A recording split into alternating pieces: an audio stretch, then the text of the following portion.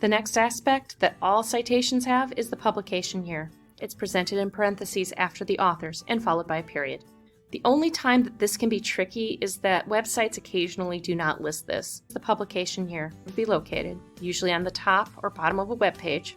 If there's no date listed, then enter N.D.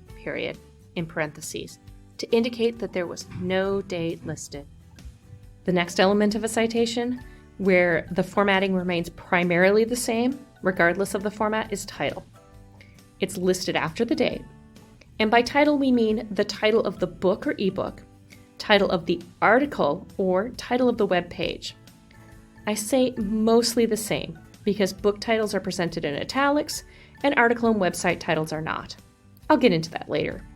The part that stays the same is that you need to use the full title in your citation and only capitalize the first word, all proper nouns, and the first word in a subtitle, which is what comes after a colon. So if you see a colon, make sure you capitalize that first word. Now we get to publication information. And how you format the publication information in a citation will really depend on the type of resource that you're using. Books are going to be formatted differently than articles. Websites are going to be formatted differently. And publication information really depends on all the different variations of the formats. Websites, videos, newspaper articles, data sets, legal rulings, lecture notes, all have variations on how they're formatted. Now, you're not expected to memorize how to format each type of resource, but you should be familiar with the sources that you use the most.